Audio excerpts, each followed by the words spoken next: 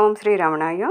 ఎన్ బాలరామరెడ్డి గారు రాస్తున్న భగవాన్ స్మృతుల నుండి కొన్ని చూద్దాం.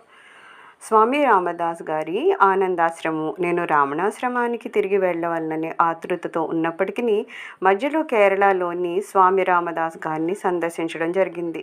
రామదాస్ గారు ఇంటిని వీడి సాధువుగా మారిన పిమ్మట ఆయన భార్య, ఆమె సోదరుడు, ఆయన పుత్రిక కూడా ఆయన ఆశ్రమానికి వెళ్ళి ఉండసాగారు. నేను 1937లో మొదటిసారి ఆయన వద్దకు వెళ్ళేటప్పటికే ఆయన భార్య మరణించారు. ఆమె కుమార్తె, బంధువులు రోజు ఆశ్రమానికి వచ్చి వెళ్తూ ఉండేవారు. స్వామి, నేను ఒక గృహస్థుణ్ణి లేదా నేను ఒక సన్యాసిని అనే భావనలు ఏమీ లేకుండా ఎంతో ఆనందంగా అందరి నడుమ మసులుకునేవారు. ఆయన ప్రతి ఒక్కరిని తన కుటుంబ సభ్యులుగానే చూసుకునేవారు. ఆయన చాలా సహజంగా, సంతోషంగా, వాత్సల్యపూరితంగా, అన్నింటినీ మించి బంధరహితంగా అందరితోనూ మసులుకునేవారు. ఆయన్ని గమనిస్తూ ఉండడమే గొప్ప ఆనందాన్ని కలిగించేది. ఆయన ఎవరితోనైనా సరే కలిసి కూర్చొని ఎటువంటి అమరికలు, కల్లాకపటము లేకుండా తన జీవితానికి సంబంధించినవి, తన అనుభవానికి సంబంధించినవో ఏవో కథలు ఒకదాని తర్వాత ఒకటి చెప్తూ ఉండేవారు. ఆయన ఎంతో అణుకువతో ఉండేవారు. నేను 1937లో ఇక్కడికి వచ్చినప్పుడు ఇక్కడ మదర్ కృష్ణాబాయి గారు, మరొక 2-3 సాధువులు మాత్రమే ఆశ్రమంలో ఉన్నారు. రామదాస్ గారు నాకు ఏదో ఒక కథ చెబుతూనో, రాసిన వ్రాత ప్రతులు చదివి వినిపిస్తూనో ఉండగా మదర్ కృష్ణాబాయి గారు భోజనం తీసుకొని వచ్చి నాకు కూడా వడ్డించేవారు. అలా కథలు చెప్తూ ఉన్నప్పుడు తాము ఎలా అరుణాచలం చేరుకొని భగవాన్ని దర్శించుకున్నారో నాకు చెప్పారు. ఆయన భిక్షుక సన్యాసిగా ఉండి పుణ్యక్షేత్రాలను సందర్శించినప్పుడు ఆయన అరుణాచలాన్ని గురించి, రమణ మహర్షిని గురించి విన్నారు. కానీ ఆయన తిరువణ్ణామలై వెళ్ళడానికి ప్రధాన కారణము రమణ మహర్షిని సందర్శించడం కాదు. అరుణాచలం చేరుకున్న పిదప ఆయన శ్రీ రమణాశ్రమానికి చేరుకొని ఒక అరుగు పైన కూర్చుని ఉన్న ఒక మహర్షిని ఎదురుగా నిల్చున్నారు. అలా నిల్చున్నప్పుడు భగవాన్ కన్నుల నుండి ఆయన అనుగ్రహం ప్రసరించి తన్ని నింపివేసినట్లు ఆయన అనుభూతి చెందారట. భగవాన్ని దర్శించుకున్న తర్వాత ఆయన కొండపైకి వెళ్ళి అక్కడ ఉన్న ఒక గుహలో ఉండిపోయి నిరంతరాయంగా జపాన్ని ఆచరింపసాగారు. అలా నిరంతరాయంగా జపం కొనసాగిస్తున్నప్పుడు ఆయన మతి కోల్పోయారట. 2 వారాల తర్వాత భగవంతుని విశ్వరూపం యొక్క దర్శనము ఆయనకి లభించింది. అంటే ఆయనకి సర్వము భగవంతునిగానే కనిపించసాగింది. ఆ రోజు నుండి తాము రామునిలోనే నివసిస్తున్నారని ఆయన చెప్పారు. రామదాస్ గారికి వారి తండ్రి గారు రామమంత్రాన్ని ఉపదేశించారు. భౌతికపరమైన గురువు లేకుండానే తమ ఆధ్యాత్మిక సాధనని పూర్తి చేసుకున్న కొద్ది మంది మహాత్ముల్లో ఆయన ఒకరు.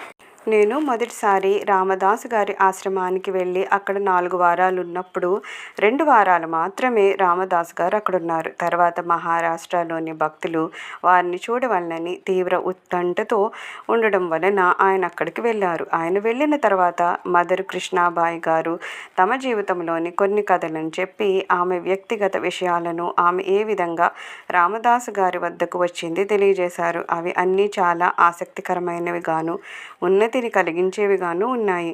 నేను శ్రీరమణాశ్రమానికి తిరిగి వచ్చిన తర్వాత ఆనందాశ్రమం నుండి నాకు ఒక లేఖ వచ్చింది. మదర్ కృష్ణాబాయి గారు నాకు చెప్పిన కథలన్నింటినీ ఇంగ్లీష్లో రాసి పంపమని అందులో వారు వ్రాసారు. నేను అలానే వ్రాసి పంపించాను.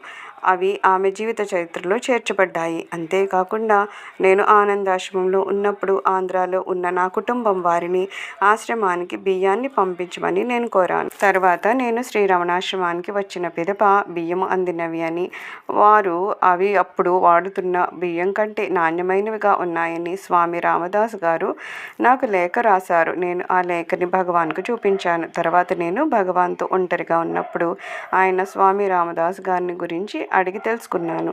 ఆయన దినచర్య ఏ విధంగా ఉండేది, ప్రత్యేకించి ఉదయపు వేళల్లో ఆయన ఏం చేస్తుంటారు అని ఆయన తెలుసుకోగనగోరారు. భగవాను సాధారణంగా ఎవరి గురించి ఏ విధంగా తెలుసుకోగనగోరరు. రోజు ప్రాణాయామం చేస్తే ఆయన ఆరోగ్యానికి మేలు కలుగుతుందని ఎవరో స్వామి రామదాస్కు సలహా ఇచ్చారని నేను భగవాన్కి చెప్పాను. ఆ ప్రాణాయామం ప్రకారము నెమ్మదిగా గాలిని పీలుస్తూ దీర్ఘంగా శ్వాసను తీసుకొని గాలిని లోపల నిలిపి ఉంచకుండా మరలా నెమ్మదిగా బయటికి వదలాలి. కుంభకము లేని పూరక రేచకాలు. స్వామి రామదాసు ప్రతిరోజు 1 గంట సేపు ఈ ప్రాణాయామాన్ని చేస్తున్నారు. అంతేకాకుండా ఆయన దినచర్యను గురించిన ఇతర విషయాలను కూడా నేను భగవాన్కి చెప్పాను. 1938లో నేను ఉత్తర భారతదేశం నుండి తిరిగి వస్తూ స్వామి రామదాస్ గారిని సందర్శించినప్పుడు నేను అచ్చట కొద్ది రోజులు మాత్రమే ఉన్నాను. తిరిగి వెళ్ళేటప్పుడు భగవాన్కు సమర్పించమని కొన్ని తినుబండారాలను ఇచ్చారు. అప్పటి నుండి ఆనందాశ్రమం వారు శ్రీ రమణాశ్రమానికి తిరుబండారాలను పంపడము ఒక సాంప్రదాయంగా మారింది. భగవాన్ జయంతి ఉత్సవాలకు పెద్ద మోతాదులో అరటికాయ చిప్స్ను, కంజిని వారు పంపేవారు. ఆమె మరణించిన తర్వాత కూడా ఆశ్రమం వారు కేవలము భగవాన్ జయంతికే కాకుండా ఇతర సమయాల్లో కూడా వాటిని పంపుతూ ఉన్నారు. 1938 మే నెలాఖరులో నేను శ్రీ రమణాశ్రమానికి చేరుకున్నాను. నేను పల్లాకొత్తు వద్ద బస్సు దిగాను. అక్కడ ఎస్ఎస్ కోహెన్కు ఒక చిన్న కుటీరం ఉంది. నేను ఇంతకు పూర్వము తిరువణ్ణామలైలో ఉన్నప్పుడు ఆయన తనతో పాటు ఉండమని అనేకసార్లు అడిగేవారు. అందుకని ఈసారి అక్కడ ఉండదలిచాను. నా సామాన్ను కోహెన్ గదిలో ఉంచి నేను ఆశ్రమంలోని పాత హాలుకు వెళ్ళి 11 గంటల వరకు అక్కడ ఉండి భోజనానికి కోహెన్ కుటీరానికి తిరిగి వచ్చాను. చాలా కాలం తర్వాత అక్కడికి తిరిగి వచ్చిన భక్తులకు వారు భగవాన్తో కలిసి మొదటి భోజనం చేసే అవకాశం ఉన్న విషయము నాకు అప్పుడు తెలియదు. భోజనానంతరము భగవాన్ వ్యాహ్యాలికై పల్లాకొత్తునకు వచ్చినప్పుడు భోజన సమయంలో నా గురించి భగవాన్ వాకప్ చేసినట్లు పరిచారకుడు నాకు చెప్పారు.